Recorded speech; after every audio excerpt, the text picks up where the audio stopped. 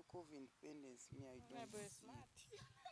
Of course, we are soon celebrating the so-called independence.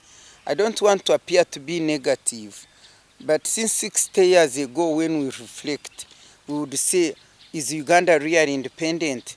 In fact, right now, we are even being swallowed and consumed by so many countries, to the extent that we are about even to lose the land, which is the most important item that as Ugandans would be holding. So, but I'm not going into those details. But as far as I'm concerned, me, independence means freedom.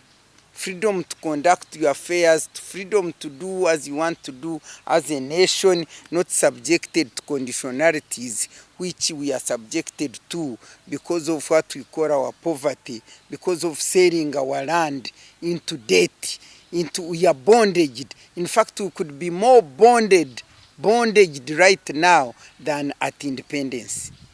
Because I don't think that at independence, Uganda owed so much trillions of money to these colonizers. Right now, the colonizers may have gone, but we are colonized by them in terms of our economy, in terms of finances, in terms of politics, in terms of, we could be even more colonized and less independent than we were when we received independence at 1962. Nevertheless, let's go into the matter. To me, what did independence mean to our forefathers?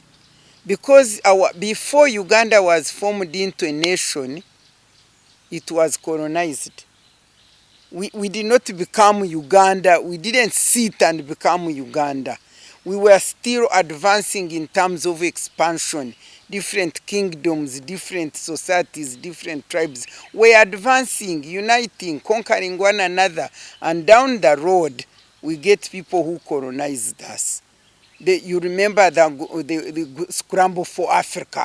So the foreigners, the rich people, those colonizers were scrambling for Africa. And what were they scrambling for? Scrambling to colonize us and take over our resources and rule us as just poor people, and use our resources and rule us the way they wanted to rule us. And of course they did manage to come and colonize many of African countries. Some of them suffered so much. The only difference which I see in Uganda is that when they colonized us, they called us a protectorate. In other words, that they are protecting us. And you know, the Ugandans actually were organizing themselves in such a way. They were also powerful, they were coming together, and when they saw the force with which they came to colonize us, they saw that they could be defeated. They termed us into a protectorate, that they are protecting us. We were not like Kenya next door, not like South Africa there. But they said they are protecting us. And in form of that protection, of course, they took our resources, they captured us, they turned us into a protectorate which was under the leadership of the kingdom, the queen which has just passed away. Imagine the queen being the ruler of Uganda, and you put there the governors which were ruling us and that kind of thing. And of course, these things did not please our forefathers.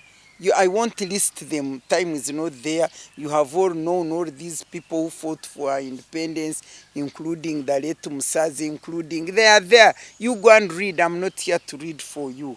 But at least when I was making the 1995 Constitution, we had a lot of reading and research. But if you want, you can go and read the Odochi report. The Odochi report. Before Odochi report, there was also which report, which was leading to the Constitution of Independence. You need to go and read yourselves. I'm not going to be your reader.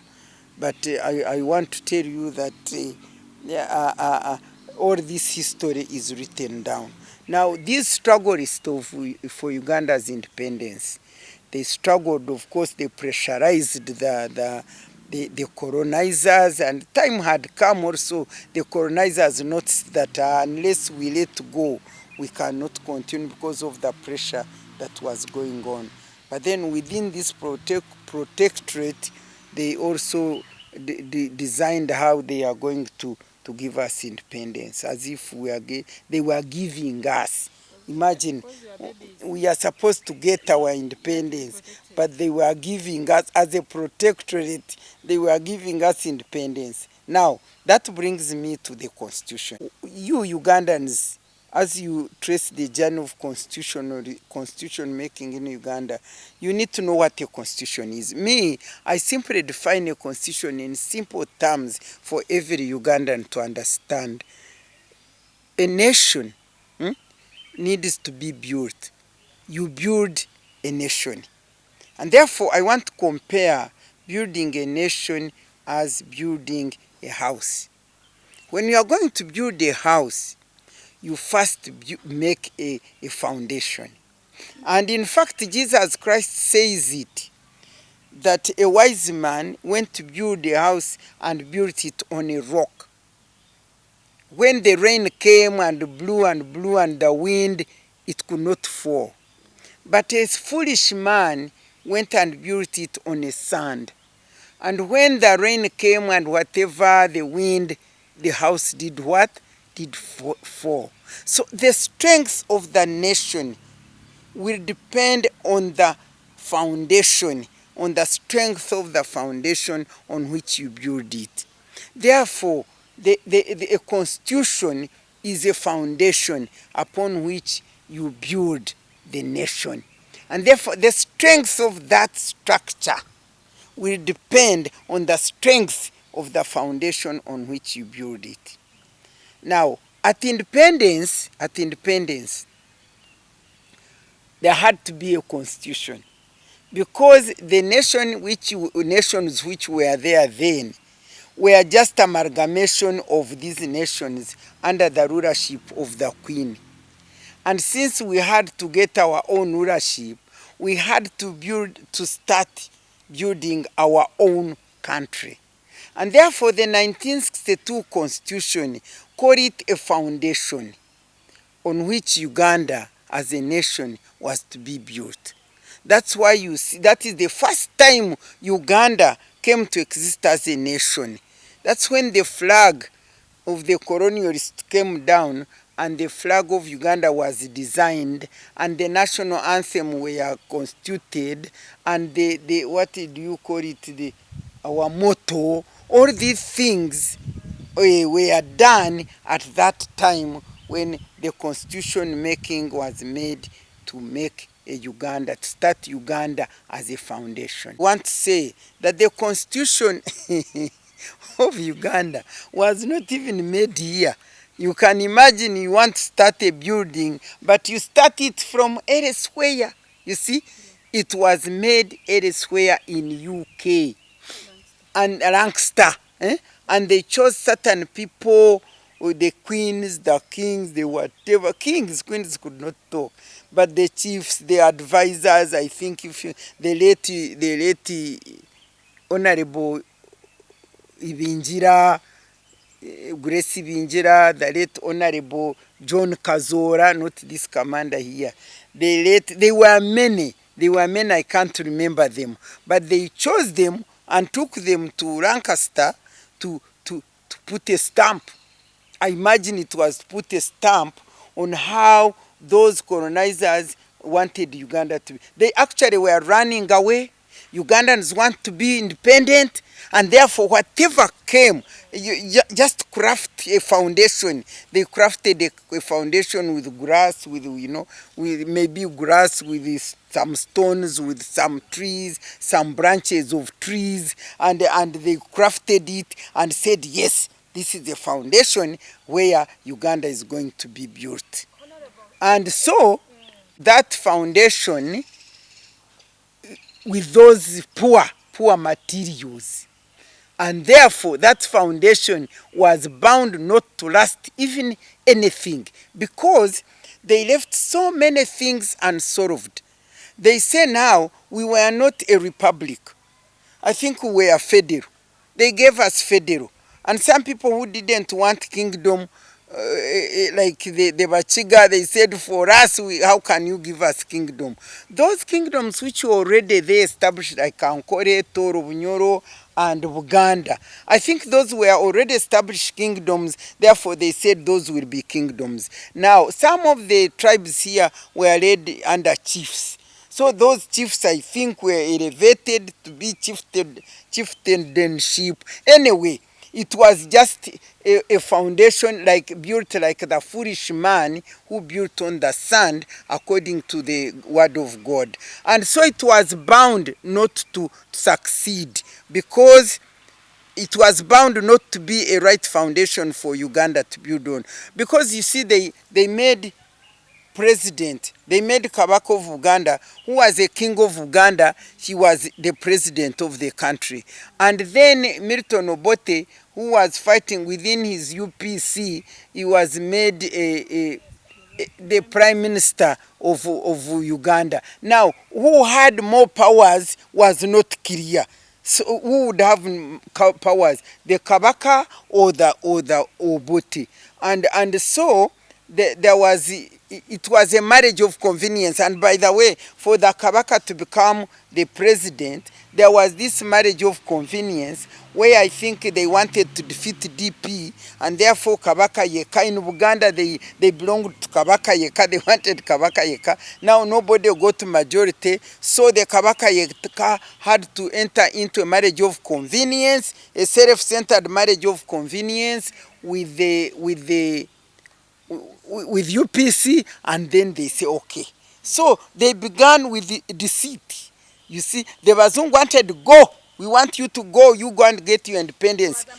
And then we were not ready on how we get this independent, building the foundation. And those are some of the things that start right from the beginning. And they didn't resolve the problem of, there were a number of issues which were not sorted, like the problem of the lost counties. I want to go into this history since we're on the constitution, because the other people, the Banyoro, Batoro, you know, Baganda were used to go and defeat the Banyoro, and then of course the colonizers paid the gift of the Baganda land to Banyoro land to Baganda. So all those things, then they say, now you are independent. And then also, because they wanted independence, no more delay, okay. The issue was, when we reach home, we shall sort it out. Unfortunately, before they even sat down to sort it out, imagine 1964, already there was a problem. What was it? Was it military? What do they call it? Military. The word has left my head. Military mutiny. You say this was even in Kenya, in Tanzania, and in Uganda. And by the way these other three countries sorted out the problem of army, militarism, has continued to determine the nation's direction. You know, in Tanzania, I think over they dissolved the army. In Kenya, I can't remember now, but they sorted it also in a way. In Uganda, Obote was so scared because he didn't have the majority in the country. What did he do? He promoted the army. And therefore, they got a leeway. They say, oh, so whenever we can shake, they will do what we want. They surrendered. The political leadership surrendered to who? To the army. And that's when Amin took over, I had already known that, hey, when I raise, they can succumb to me. So these things, you need to read them. Because when I was writing the Constitution of Uganda, we read all these things and we came to know. So 1966, Kabaka and Obote fell out. They had to, they fought because they couldn't. Kabaka told Obote, you president, leave my kingdom, this is my land, and me, Obote, I'm the prime minister of this land. You can go and find out the details of their quarrels. But then by 1960, the other one was, mutiny, yes.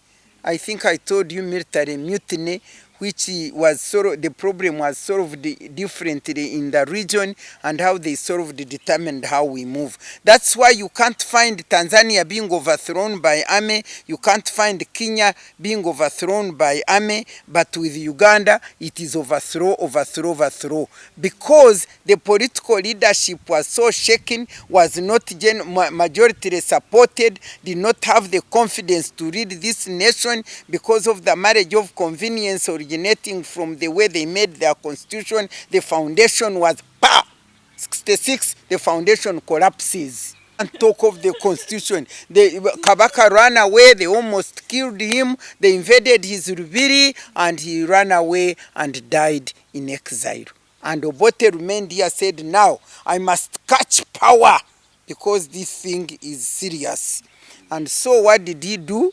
He got this constitution. Of course, once the Kabaka left, there had to be something, because if the president has run away and he had certain powers, now the prime minister, you are alone here. So they went inside their office, I don't know where, they crafted another hopeless constitution which they called pigeonhole constitution, to enable Obote to take power. Because since he was not the president, he was not going to take power without, they had to craft a constitution. Because like a constitution is the foundation, and this was like now a new Uganda now. So they crafted that constitution.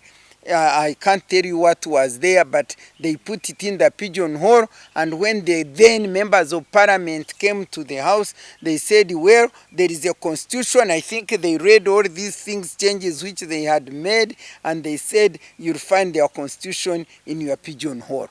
And they supported it before they read it. Yeah, so that is the pigeonhole constitution you hear of. But of course now, with this new thing, Obote had to act very quickly and secure another sort of better governance of Uganda, which was not guaranteed by those constitution. And that they sat, those members of parliament, now when reached there, now that is when they came out with what? Which other constitution? The Republican Constitution. Because he said, these kingdoms are no good. Let us make a republic, let us overthrow the kingdoms, become a republic, concentrate powers in my hands, so that we move on. So as far as I'm telling you now, I finished those constitutions, and I would call them the constitutions, the man who built on the sand. So they were on the sand. Not many Ugandans participated in making them. And you know, when you are building a house, even if you are the head of the household, you don't build it alone. Your wife, your children, they say, now where do we put the sand? You get a plan properly, architectures, they come and advise, and you don't just go and build a house alone. So these constitutions, as I have told them to you, they were built wrongly, and therefore Uganda could not stand firm on these constitutions. In fact, let me tell you, when Obote came, he sort of saw when the foundation has cracked, this wall has fallen, stone is gone, but you make. You shape the stones and say, let's continue building this house on these kind of loopholes, broken structures, and so on. Now, in the meantime, Amin comes. When Amin came, he said, for him, he didn't bother building Uganda on the constitution, on this foreign structure, foreign foundation. He just went at the side and built it on nothing.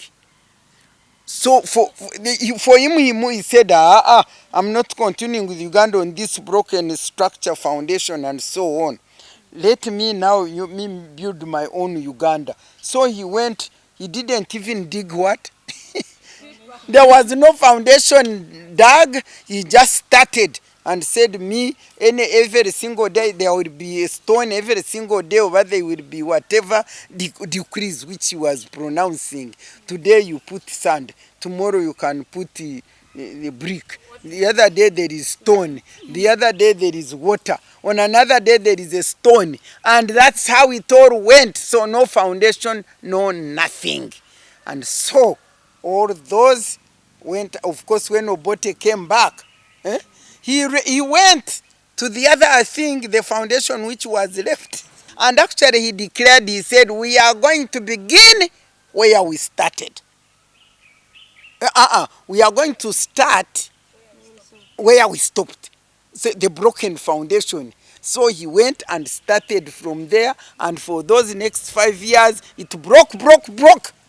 So by the time Museveni came, it was just no foundation at all. And no house, there was no house. Stones had fallen there, the bricks there. But when Museveni came also, he said, he sort of proclamation, put stone here, started on Obote's foundation. He said, let's start on this one. He brought some stones also, some cement, some what. But he said, in the meantime, let us build a real foundation for the nation. And I was very privileged to be a party to the builders of that foundation, because I was one of the 21 member commission who were selected, I think in 1988 actually. Me, I joined in 89, but towards the end of 1988, the Dutch Commission was established to really work out, build a real foundation on which the new Uganda, the new real independent Uganda would be built. And so I think in 1989, when the constitution had started, it had 21 members, out of whom 2 were women. The first women were actually the Honorable Gertrude Rubega, who was at one time a minister for women in development in President's office, was the first one to go there with Mary Maitum.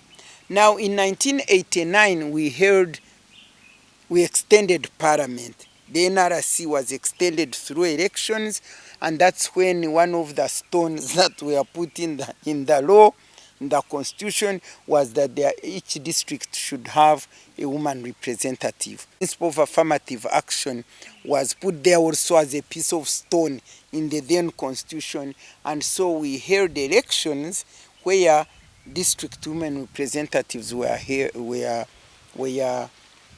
elected. And in February 1989, elections were held, and Gertrude Rubega, who was elected as a member of parliament for Masaka, was now appointed as the Minister for Women in Development. And I think Mpanga, who was holding that position, was transferred to be the Minister for Education, if I remember properly. And so that's when I was now, as a woman member of parliament from Barara, was appointed to replace Rubega on the Constitutional Commission. So I joined this commission in February, I think around February 1989, after my election as a member of parliament. The members of the Constitutional Commission were appointed by the president, but they were reflective of all shades of opinion. All tribes, different professions, different parties. Me, I was there as an individual. By then, we were all called NRIM. We were all conscripted into a movement called NRIM, whether you are DP, UPC, or what. But when it came to appointment of people to represent, to be on the commission, they appointed even people, DP, UPC, non-partisan, women, men. There was also army.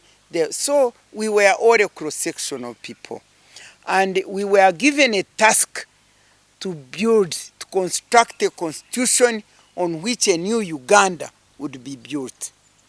And so for us, when we sat there as people who had lived in Uganda and seen all these, and some of us were lawyers, distinguished lawyers of integrity, I want to say that every person who was on that constitution was a person of integrity. I can say that clearly.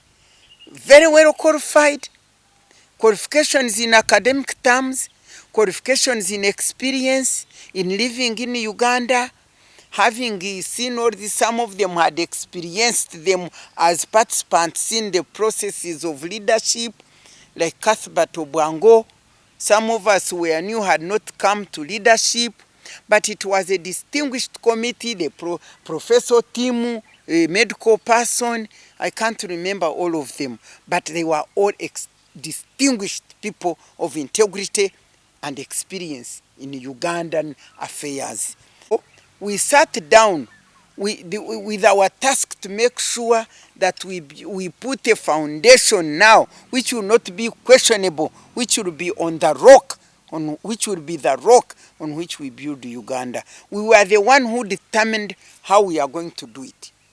And you need to read the Odochi report. For the first time, Ugandans, as a community of Ugandans, participated in the making of the Uganda Constitution. You can ask me how. First of all, we first sat on our table and educated ourselves, first to know one another. To know one another, because we didn't know one another. To know one another, see how we can freely, we shared experience. I remember each of us was asked to make a presentation of their own choice. You present to the commission, they ask you questions, and you respond. And by so doing, we were educating one another, learning one another. And when they question, we gauge your mood.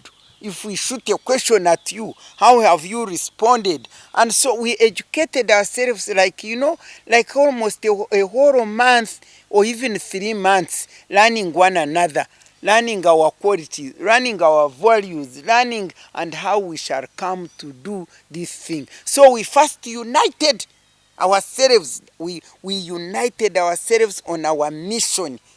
And because of unity on this mission, we determined as to how we are going to do this exercise to involve all Ugandans. We started with the district seminars to tell people a constitution.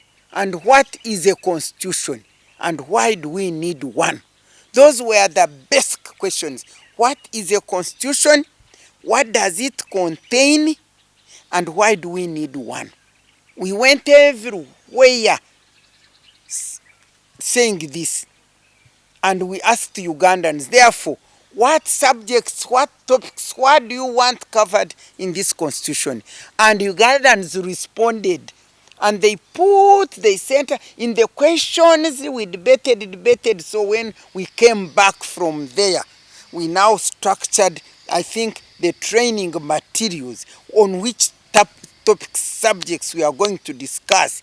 So we came out with a training manual where we are now going to train Ugandans everywhere. Sub-counties, we reached all civil society organizations, professional organizations. We reached almost everywhere and reached every person. As if that was not enough. When it came to correcting views, we were correcting views from people who were already educated about what a constitution is and what it should contain. And I want to tell you that the things these people gave us are the things we eventually drafted the constitution on. And so even those people who did not talk, whom we didn't reach, everybody was allowed to write a memoranda, to write your points, even in your local language, because we were there. We had interpreters. We have a fully fledged secretariat constituted by all these other people who could interpret for us. And anybody who would call us, if you call, we are here, the sub-count of wherever we didn't get the information properly, at least a commissioner would be sent there. This exercise, the exercise of educating the people, collecting their views, writing the constitution took us good 4 years. 4 years we drafted this draft report. One thing I want to clearly give out there, without getting into other subjects, is this whole subject of succession, peaceful handing over of power in Uganda. The very, very people of Uganda, the public, are the ones, the first day we visited the district, when we were saying what a constitution is and what it contains and why we need one, they are the people who said, but our main challenge in this Uganda and why we have built Uganda is because of those leaders who do not want to leave power peacefully. They brought it themselves. And we said, okay, so what do you want? How do we solve that? They said, you know what?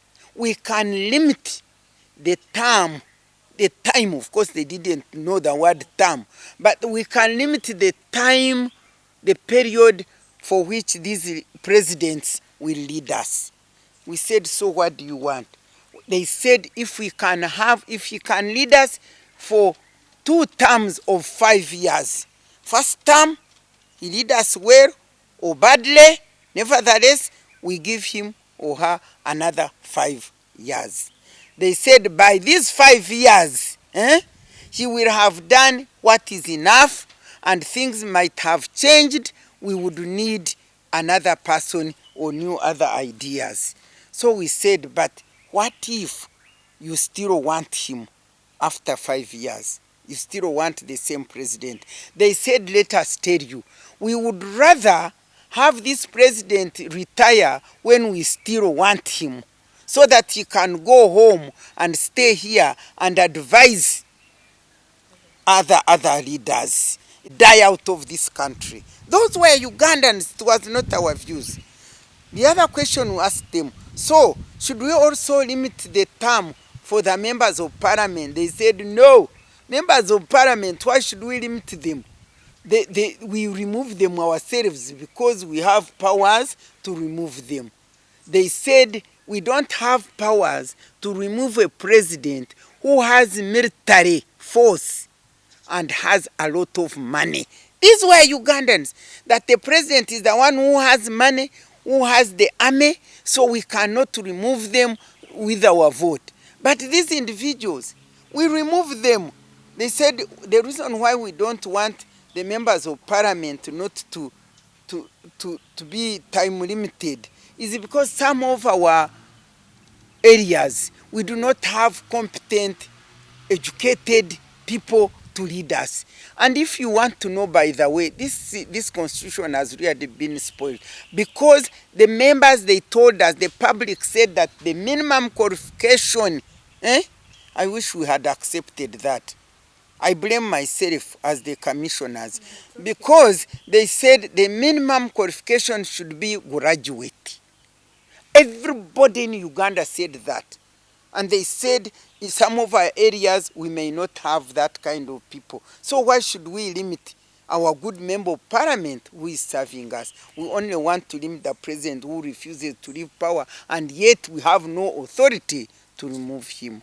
It is we, the commission, when we looked at the whole of Uganda, and we are making a constitution where we should not have discrimination. And we said, but there is no, by then there was no free education. We say we don't have free universal education. Now, if we limit the people of becoming a parliament to be university holders, degree holders, many areas may not have such kind of person. So we shall be discriminating against them. So we looked for a middle position. We said, since they want a graduate, if we set a minimum of HSC, we shall hit 2 birds with 1 stone. Those people, they will choose a graduate. They will do what they mean. What they were saying, they will mean it. And if they don't have a graduate, they will choose an HSC person. So that is one thing actually we put, which was not from those people.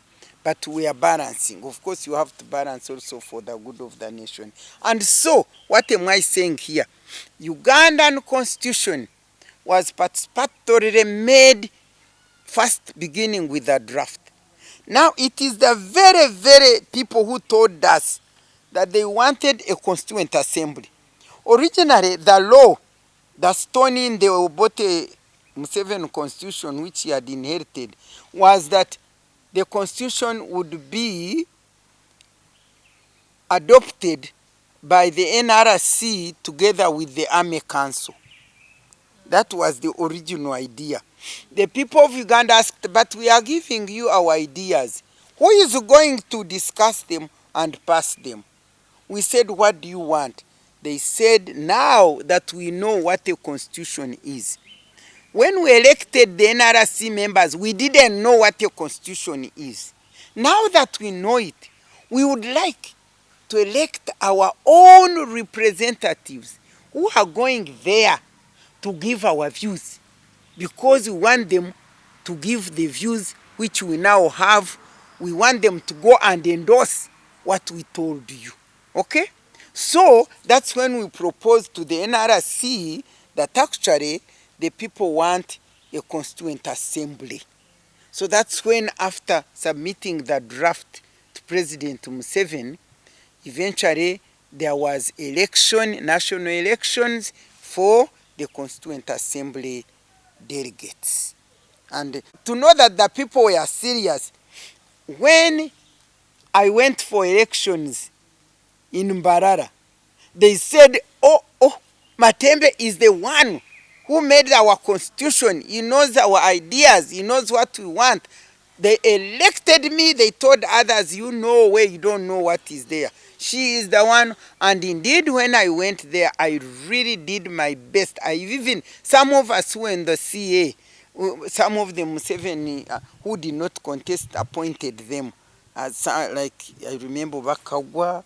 I remember some people, like I think our secretary, our former secretary, who was Father Waligo. I think he was in CA, if I'm not wrong. So some of us, about 5 people who were the assembly, in commission, were in CA. And many times we are guiding, we are explaining as to why we have put a certain issue there. In the end, and these constituent assembly delegates, every time there was like a controversial issue, we would go back to our constituency, call our people and discuss with them. And what they would say, we would come with it and bring it for debate. And so eventually the constitution was passed. By the way, there were very few contentious issues, like the federal question, not be the Baganda, for instance, were not happy with it, and the multi-party. You remember the people of Uganda, when it came to political system. Actually, generally, many of them, I'm telling you the truth, they said, for now, let us continue to be within the movement as we build our nation, because the movement has brought us together and we are building. Now, some people were saying that let us go to multi-party. Others were saying, let us stay in the movement forever. When we looked at all these things, we said, why don't we strike a balance between all these? Because the movement cannot just say continue. What if it changes and things are not going well? And then all the sizable people also, which was saying we go into multi-party. And then others were saying, let us go to multi-party immediately. We said, now, let us take a decision. that since the majority want the movement, let us propose in the constitution that for now, for the next 5 years, let it be the movement. But after that, let there be a referendum to see, because we will not call people again to the constitution. We said let there be a referendum to see whether people still want to continue with the movement or go to multi-party. And that's what we put. It didn't come straight from the people. That one is like the qualifications. It came from us. I think the other thing also which we considered was the Uganda people wanted federal. All they actually wanted federal. But we could not say Uganda should go into federal. We saw whom would Uganda be federating with, because others did not want federal. They didn't even ask for it, although the Banyora and Batoro went there. In fact, I remember the only few people who raised the federal issue were Mbare people. They said they wanted federal. And yet Mbare didn't have a king. When we inquired into the question, they were saying, look here, we have our coffee. We do our coffee, and in the end, the nation takes it, we don't gain out of our coffee. Therefore, we want to be federal so that we can manage our coffee for ourselves. And that's how we came with the whole idea of decentralization. The real, genuine, good decentralization. We said, okay, people want to be a nation, but at the same time, they want to remain with some powers also to manage their economy and contribute to the national economy through their own rules and regulations as they manage the resources which they were gifted with. So that's when we said now. You see, we were wise people. We said now, federal Uganda, no. You can't have a federal because you cannot negate your kingdom, but you can't be federal because you are not federating with what? With anybody. So Uganda people did not like that, although we proposed centralization.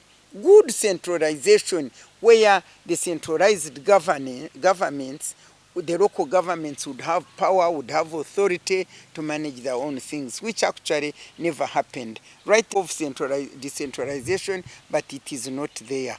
And then another thing which I want to clear here in the new constitution, which people have been misunderstanding, was that we found the Obote constitution was centralized. It had centralized all the power into the president. But when we are making a constitution, we said no. The president cannot have centralized powers. He will be a dictator. And so what do? We said at the same time, the president is the one answerable for anything that happens to this country. He's the one to lead this country. And therefore, to lead this country, he should be given some powers also to decide on how he can lead this country. And so we said, okay, since he needs these powers, let us give him powers, but he should not exercise these powers alone. And that's why we said that the president will have powers to appoint the people he will work with. Ministers, the judiciary, the what, all those people. But he should nominate and subject his nominations to the parliament, because the parliament is the voice and representative of Ugandans. Remember, Article number 1 says power belongs to the people, who will exercise it in accordance with this constitution by electing their representatives. So we wanted the people to remain in the determination of president's decisions. And so we said, let him nominate the people he wants and subjects them to the parliament. And the parliament, which represents the people, would be the one to have the final say as to whether the president will work with such and such a person.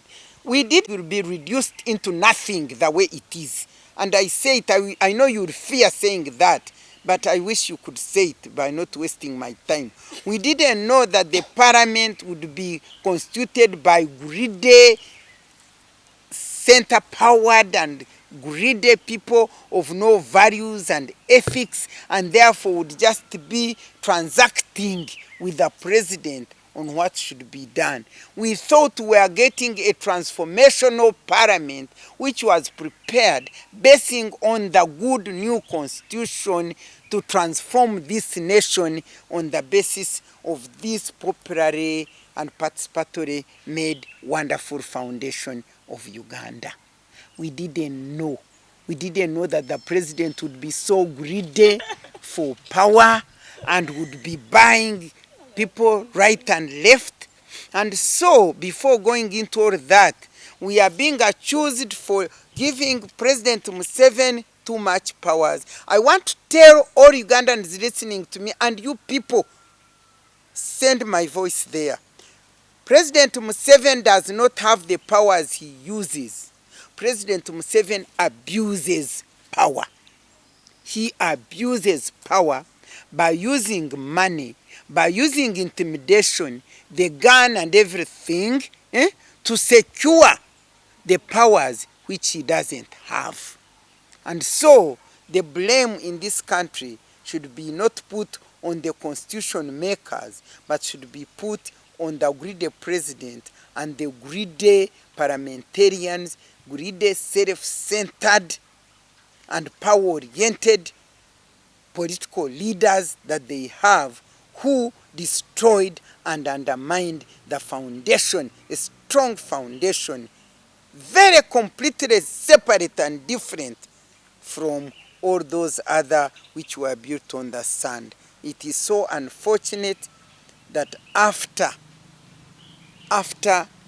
was it 20 years of Museveni's leadership, because he first led us, I think, for 7 years during NRC, and then got 10 years within the constitution, and after those 17 years, he went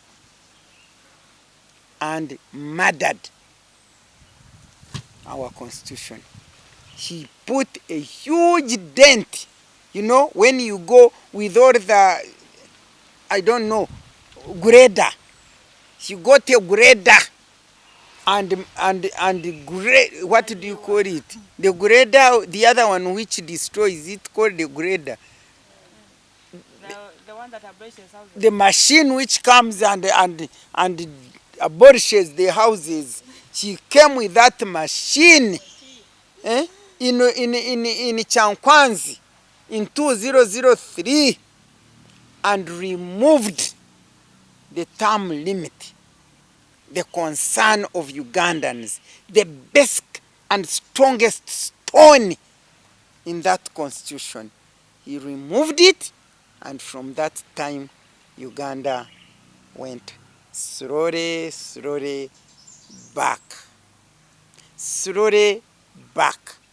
to no foundation, because every critical stone, President Museveni with his greedy politicians have come and dug it off, and they left a shaky, flimsy, whatever stones and sand that is remaining.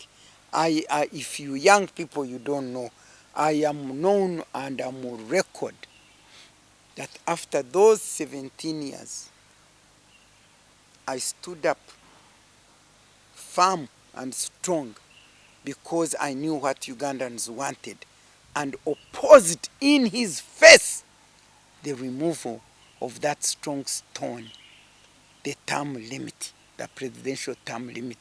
And when I removed it, he was so, when I refused, together with Honorable Chikeire, with Honorable Mugisha Muntu, with Honorable Dansari, we were 4 in Chankwanzi: Matembe, Chikeire, Muntu, Dansari. We opposed him, but we were few. And other Ugandans, the Kategayas, the whatever, and the members of NRC were ready to oppose him. They were opposing him until he crafted corruption. He came with money. We can never forget. 5 million, imagine 5 million shillings. He bought the members of NRC and they went into parliament. He bought the members of parliament of the 7th parliament. And we, 54 of us, stood against him. He chased us away. As you can see for you, it is 17 years now since I left parliament. You don't know why I left, but I was able, with courage and confidence given to me by Ugandans who enabled me to make this constitution, to tell him in his face that what he was doing was wrong. Again, destroying a foundation made on the real rock. I don't know right now. I hear him talking of a new constitution. I'm not saying, hear me clearly, I'm not saying that constitutions are not amended. No, they are amended. When you input it into practice and you see how it works, you can amend depending on what challenges it has faced for the good of the nation and the people, not for the interest of a person or individual. And even when you are amending, you don't amend the strong. You know, when you are building, you don't remove those. So he said the Sempebwa Review Commission, and Mr. Sempebwa, my professor, the great man of integrity, highly professional and knowledgeable, was with me on that commission of Odochi. He now became the chairperson. And the reason why that constitution was reviewed was purely to remove the term limit. The whole thing was based on removing the term limit. And that Professor Sempebwa, the chairperson of the commission, and I remember the late Samuel Wori was a member, they gave minority reports. You can imagine a chairperson who gives a minority report to his commission which he chairs, because he was not agreeing with that. And from then, the rest is history. Eventually, it was the CA delegates. They said, okay, we have put a term limit. But if we elect a president really who is already 70 years, and then after 5 years, 75, should we really continue with that president? Ugandans have many people. By that time we were electing, discussing the constitution, we were like we are born again. We were like, looking at Uganda. We were like concerned with Uganda's matters and how it is to move forward. People loved Uganda by then. We were seeing where we are going, and therefore we said, 75 years. Somebody has done his job or her job. Let us go down and see other people. Let him retire even when he has served 75 years, he reached 75 years. That was the age limit. 2 concrete safe nets being put there secure Uganda in terms of peaceful handover of power. But because of Museveni's greed, you saw what happened during that time when Kyagulanyi was beaten, when this Namboze was maimed, when all these suffered, because the president wanted to stay in power. I understand. I want you to say it out there, by the way. I don't know whether you have heard it. I understand that Kahindo Tafire went to Shema in his constituency and mobilized the constituency of young people, and they have already written, I think, a petition for the return of President Museveni come 2026. And today, I heard that Mao, I haven't got the news yet clearly, that Mao has said that the president will come back 2026 and he will not come back on 2032. But why if this is the situation, you people, you are laughing, me, I'm crying. I'm crying. And this is in the midst of a shutdown to all Ugandans. shut down. Recently, I wish these things could be put there, but you are lying. Recently, I was talking to elderly Anthony Butere. Anthony Butere, Honorable Anthony Butere, was a member of the NRC. That time, when our constitution was the 10-point program. 10-point program was the constitution. We built Uganda during the NRC, those 7 years. We built it actually on, were they 7 years? They were 10, because they were 1986 to 1996. Yes, because the parliament elected in accordance with the new constitution was elected in 1996. The assembly took 1.5 years. So the whole constitution was made within 5.5 years. So those 10 years of Museveni's rule with NRC, our major constitution was actually 10-point program. Everything you debated, so is it promoting 10-point program? Eventually, when things went wrong and they continued to stay, they enlarged the 10-point program. I think they made them 15. Now, Anthony Butere, every time he would stand in parliament, he would say, 10-point program, pulling out the booklet and reading it for us. Now, recently, I met him on a senior citizens, function. And I asked him, hey, Anthony Butere, what happened to our 10-point program? He said, Honorable, you remember they became 15. I said, yes. And since then, he said, now, recently, the 16th one has been added silently. I said, which one is that? He said, be silent, shut up, to Ugandans. That the 16-point program, in other words, the central part of the constitution of Uganda now as we talk is silent. Aren't you all silent? Silent. And you can imagine that we Ugandans who belong to Uganda, to whom Uganda belongs, we should be silent, and only Museveni and his clan and his family should be the people to determine and do whatever they want to do for us in this country. And I hear Mao is talking of another constitutional review. And in this one, they are going to prepare how the parliamentary elections are going to be rigged. They are going to prepare how I don't know, how the parliament will be the one to elect the president. They are going to continue, remove whatever has been remaining, the huge cornerstones which have been remaining are going to be removed. And I can assure you, after removing them, they will take it to parliament, and those quacks, those greedy members of parliament who are not driven by human service, who are driven by self-centeredness and power-orientedness, will just pass it. Me, I'm saying I am a Christian who believes in God. And I believe that God is in control. He's the one who created these nations. He created the heaven and the earth. And he rules. And nobody can thwart his plan. They can go, they can queer, they can plan their wickedness and whatever they do. But wickedness will not prevail.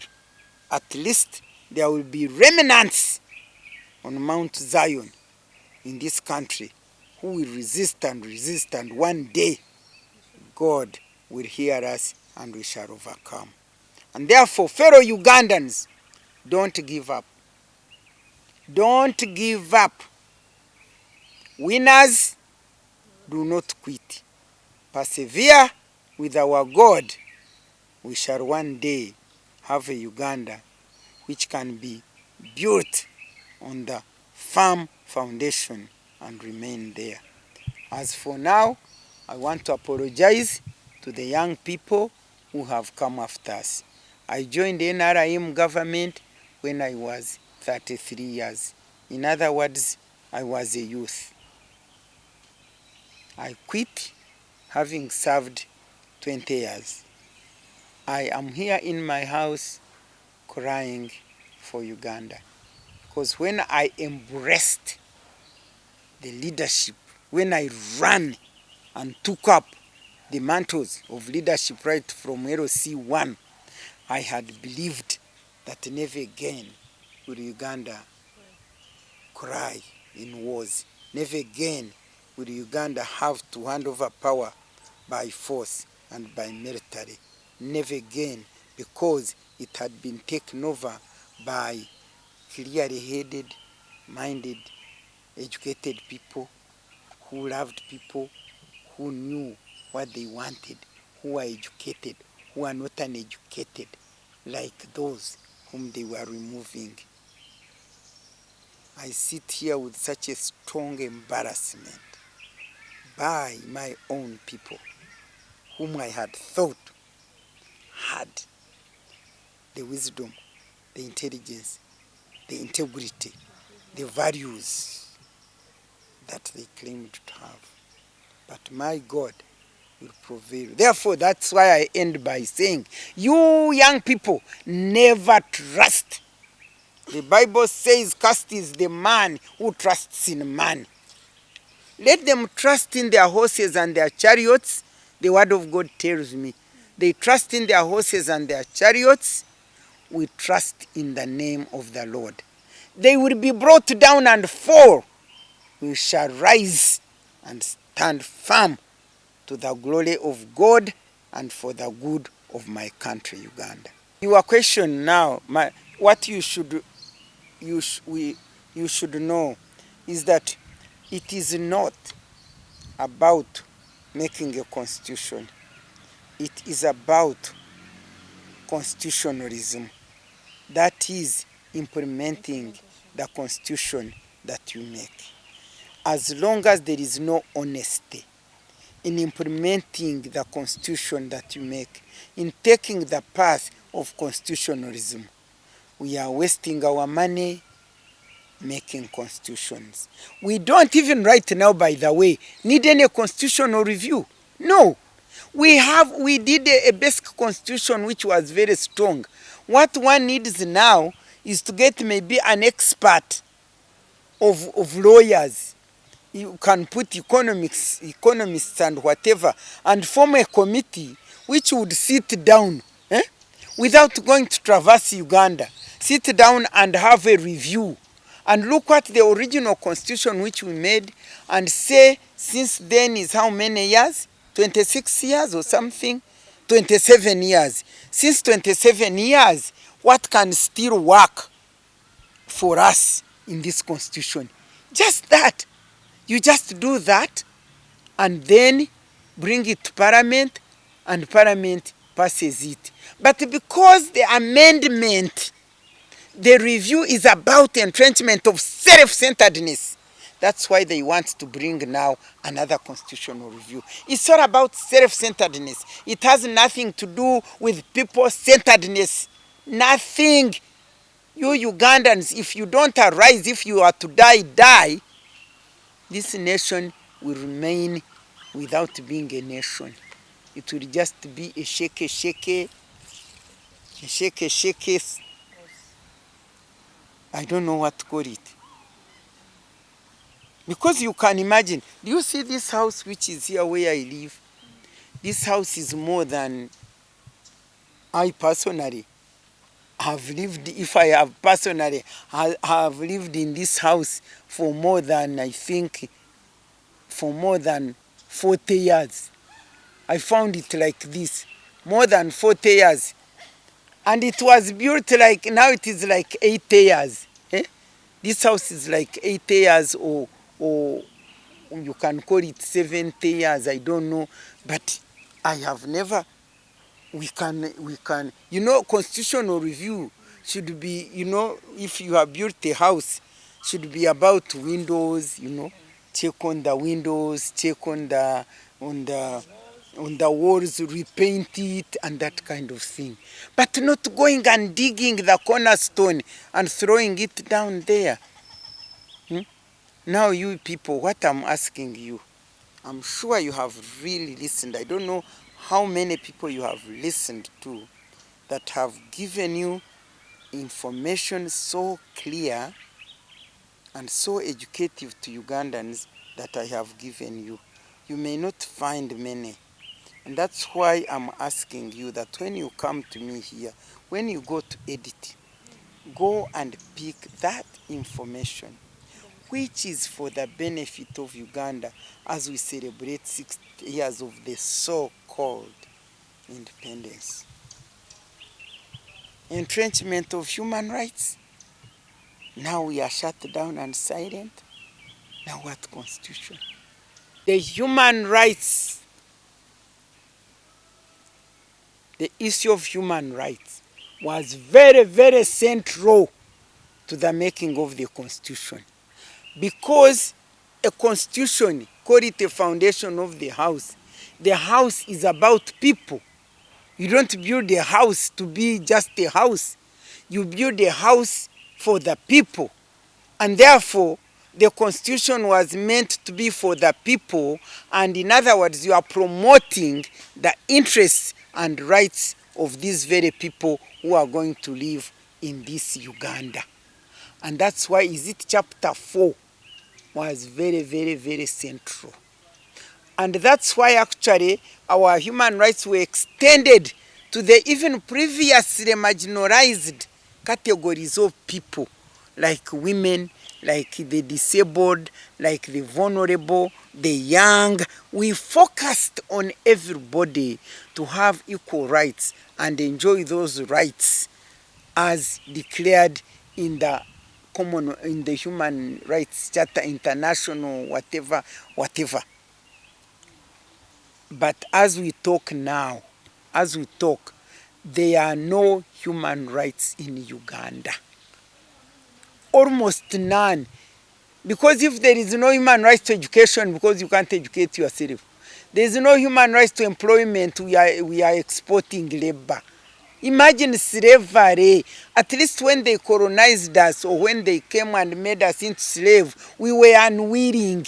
But in Uganda, we are willing to sell ourselves out as slaves.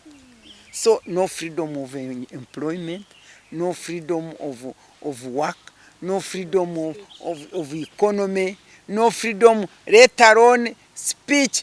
Sure, shut up. And you are not supposed to hear, by the way. Also shut ears, because if you hear what is wrong, they look at the phone and they catching your phones. You put your phone on your ear, they are there seeing you or noting you, hearing, they arrest you because you are hearing things which they were not supposed to hear. The total shutdown and close down of Ugandan people. You were talking of shutdown or close down because of COVID. We are now militarily and politically closed down and shut down. And that's why many things are happening. Many bad things are happening, because even when they happen, you cannot go out and talk. You can imagine these simple women demonstrating against their husbands who do not sustain and maintain them. And you get a tear gas. The other day I had gone to Chambogo to address these professors and academicians in Chambogo on the importance of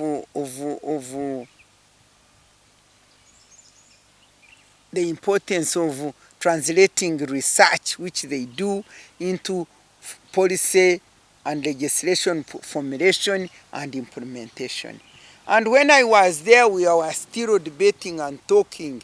We had tear gas, boo, boo! Some people started falling down under the desks. What is happening? They said, you know what? That is tear gas. We said, why? He said there was football in the football match. Imagine the football match at Chambogo. You people, the football match at Chambogo involving the Makerere and Chambogo and Nakawa students. because one group defeated the other, tear gas.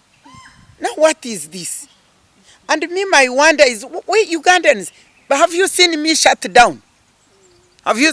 You are the one who is going to shut me down if you don't release these things I'm telling you. But otherwise, have you seen me shut down?